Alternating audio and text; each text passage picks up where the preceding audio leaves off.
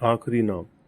पति पत्नी। हर दिन बढ़ते जा रहे तलाक के केसेस को ध्यान रखते हुए कोर्ट के आदेश के अनुसार एक काउंसलर के 20 कपल्स को एक सामूहिक मीटिंग में बुलाया। यह काउंसलर कुछ उन चंद समझदार और सक्सेसफुल काउंसलर्स में से एक थी जिन्होंने कई जोड़ों को यह समझने में मदद की थी कि वह कितनी बड़ी गलती करने जा रहे हैं और कई शादियों को टूटने से रोक लिया था। इस मीटिंग में आने वाले सभी कपल्स के दिमाग में यही चल रहा था कि उनके घर के बड़े बुजुर्ग जिस बात को नहीं रोक पा रहे थे उसे रोकने के लिए ये काउंसलर क्या ही कर लेगी। मीटिंग की शुरुआत होती है।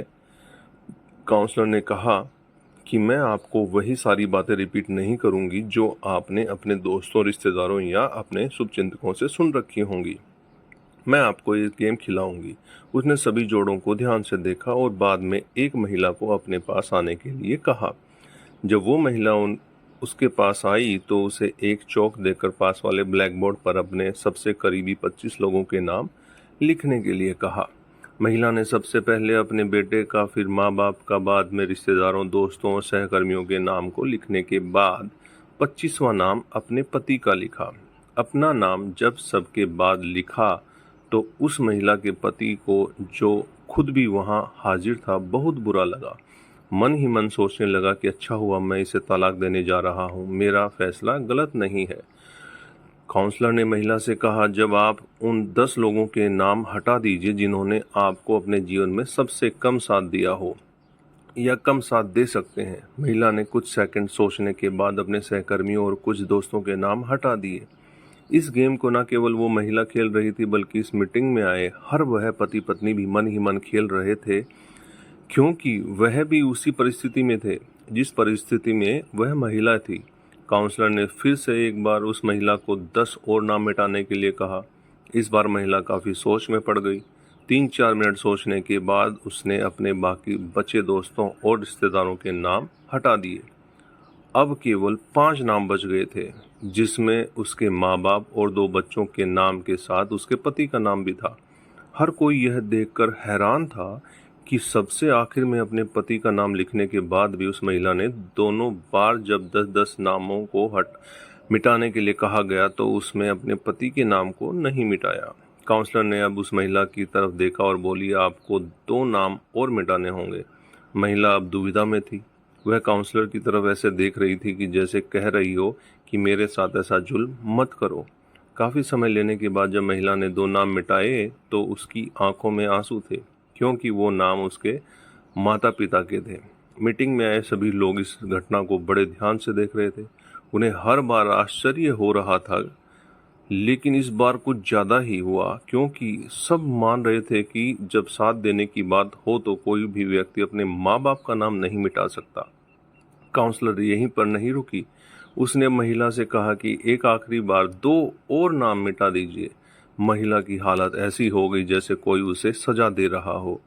अब की बार उसने काउंसलर से मना कर दिया कि वह अब इस गेम को और ज़्यादा नहीं खेल सकती। काउंसलर ने उसे समझाया कि आपको सिर्फ नाम मिटाने हैं और यह एक गेम है, इससे ज़्यादा और कुछ भी नहीं। जैसे तैसे काउंसलर ने उस महिला को 2 नाम मिटाने के लिए मना ही लिया।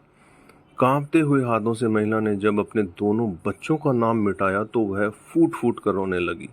उस महिला के पति के साथ साथ वहां आए सभी लोग दंग रह गए।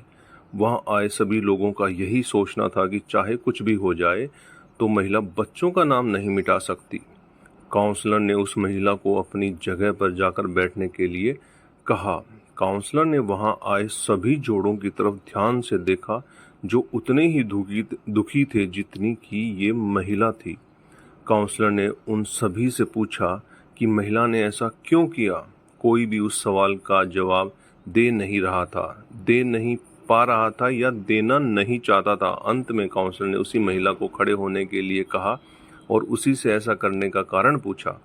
महिला बोली, चाहे अब भी मेरे और मेरे पति के बीच में कुछ प्रॉब्लम चल रही है, लेकिन जब साथ देने की बारी आती है तब वह हमेशा मेरे साथ खड़े रहते थे।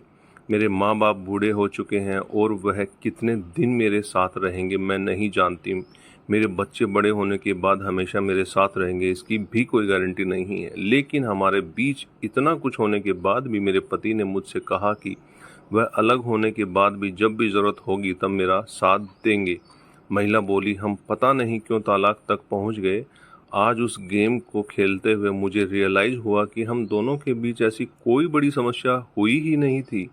वह तो बस हम दोनों गुस्से में थे और कोई भी झुकना नहीं चाहता था। इसीलिए मैंने सबका नाम मिटा दिया, लेकिन अपने पति का नहीं मिटाया।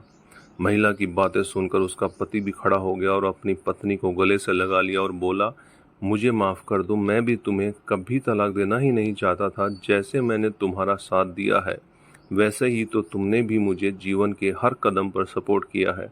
मैं तुमसे फिर से एक वादा करता हूँ कि मरते दम तक तुम्हारा साथ दूंगा। काउंसलर ने अपना काम कर दिया था। उसने वहाँ पर आए हर एक जोड़े को यह सोचने के लिए मजबूर कर दिया था कि जो वह करने जा रहे हैं, कहीं वह अपने झूठे अहंकार और गुस्से की वजह से तो नहीं है, कहीं वह अपने साथी के साथ कोई अन्याय तो नहीं कर रहे। दोस्तों, ये आपको कैसा लगा कमेंट करके बताइएगा। नए हैं तो सब्सक्राइब और शेयर कीजिएगा। आप सभी का तहे दिल से बहुत बहुत धन्यवाद।